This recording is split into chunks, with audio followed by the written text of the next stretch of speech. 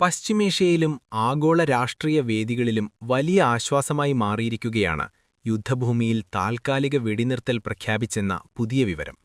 ഏറെ നാളായി തുടരുന്ന സംഘർഷം രൂക്ഷതയിലേക്ക് നീങ്ങിക്കൊണ്ടിരിക്കെ അപ്രതീക്ഷിതമായുണ്ടായ ഈ നീക്കം അന്താരാഷ്ട്ര സമൂഹം ശ്രദ്ധയോടെ നിരീക്ഷിക്കുകയാണ്.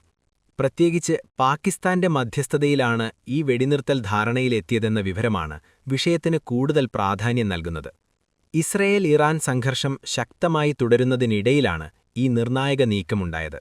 ഇരു രാജ്യങ്ങളും പരസ്പരം വ്യോമാക്രമണങ്ങളും മിസൈൽ ആക്രമണങ്ങളും ശക്തമാക്കിയ സാഹചര്യത്തിൽ വലിയ മനുഷ്യനഷ്ടവും അടിസ്ഥാന സൗകര്യങ്ങളുടെ നാശവും റിപ്പോർട്ട് ചെയ്തിരുന്നു. ഈ പശ്ചാത്തലത്തിൽ യുദ്ധം നിയന്ത്രണാതീതമാകുമെന്ന ആശങ്ക ശക്തമായിരുന്നു. അത്തരമൊരു ഘട്ടത്തിലാണ് വെടിനിർത്തൽ ധാരണയിലേക്ക് നീങ്ങിയത്. സംഘർഷത്തിന്റെ വ്യാപ്തി ഗാസ, ലെബനൻ, ഇറാഖ് എന്നിവിടങ്ങളിലേക്കും വ്യാപിച്ചതോടെ പശ്ചിമേഷ്യ മുഴുവൻ യുദ്ധഭീതിയിലായിരുന്നു. ഇസ്രയേൽ സൈന്യത്തിന്റെ ശക്തമായ നീക്കങ്ങളും ഇറാന്റെ തിരിച്ചടികളും ചേർന്ന് സാഹചര്യം കൂടുതൽ സങ്കീർണമാക്കിയിരുന്നു. ഈ സാഹചര്യത്തിൽ അന്താരാഷ്ട്ര സമ്മർദ്ദങ്ങളും നയതന്ത്ര ഇടപെടലുകളും ശക്തമായതായാണ് സൂചന. ഇതിനിടെ പാകിസ്ഥാന്റെ ഇടപെടൽ ശ്രദ്ധേയമാണ്.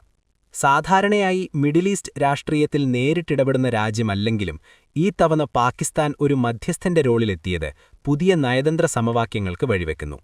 ഇരുപക്ഷങ്ങളുമായി ബന്ധം നിലനിർത്തുന്ന രാജ്യമെന്ന നിലയിൽ പാകിസ്ഥാന്റെ ഇടപെടൽ നിർണായകമായതായി വിലയിരുത്തപ്പെടുന്നു. വെടിനിർത്തൽ താൽക്കാലികമാണെന്നതിനാൽ ഇത് സ്ഥിരസമാധാനത്തിലേക്ക് നയിക്കുമോ എന്നത് ഇപ്പോഴും അനിശ്ചിതമാണ്. മുൻകാലങ്ങളിലും ഇത്തരം ധാരണകൾ ഉണ്ടായിട്ടുണ്ടെങ്കിലും പലതും ദീർഘകാലം നിലനിന്നിട്ടില്ല. അതിനാൽ ഈ വെടിനിർത്തൽ യഥാർത്ഥ സമാധാന പ്രക്രിയയുടെ തുടക്കമാകുമോ എന്നതാണ് പ്രധാന ചോദ്യമായി നിലനിൽക്കുന്നത്. യുദ്ധത്തിന്റെ മാനവിക പ്രത്യാഘാതങ്ങളും ഈ തീരുമാനത്തിന് പിന്നിലെ പ്രധാന ഘടകങ്ങളിലൊന്നാണ്. ആയിരക്കണക്കിന് സാധാരണക്കാർ കൊല്ലപ്പെട്ടതും ലക്ഷക്കണക്കിന് ആളുകൾ കുടിയൊഴിഞ്ഞതും അന്താരാഷ്ട്ര സമൂഹത്തെ ആശങ്കയിലാഴ്ത്തിയിരുന്നു. ആശുപത്രികൾ, സ്കൂളുകൾ, താമസമേഖലകൾ എന്നിവ ഉൾപ്പെടെ നിരവധി അടിസ്ഥാന സൗകര്യങ്ങൾ തകർന്ന നിലയിലാണ്. ഈ സാഹചര്യത്തിൽ മനുഷ്യാവകാശ സംഘടനകളും ഐക്യരാഷ്ട്രസഭയും ശക്തമായ ഇടപെടലുകൾ ആവശ്യപ്പെട്ടിരുന്നു. സാമ്പത്തികമായി പോലും ഈ സംഘർഷം ലോകത്തെ ബാധിച്ചിട്ടുണ്ട്. എണ്ണവില ഉയരുകയും ആഗോള വ്യാപാര ശൃംഖലയിൽ തടസ്സങ്ങളുണ്ടാകുകയും ചെയ്തിരുന്നു. പ്രത്യേകിച്ച് ഹോർമൂസ് കടലിടുക്ക് പോലുള്ള തന്ത്രപ്രധാന മാർഗങ്ങൾ ബാധിക്കപ്പെടുമെന്ന ആശങ്ക അന്താരാഷ്ട്ര വിപണികളെ അസ്ഥിരമാക്കി. അതിനാൽ തന്നെ വെടിനിർത്തൽ പ്രഖ്യാപനം സാമ്പത്തിക രംഗത്തും ആശ്വാസമായി കാണപ്പെടുന്നു.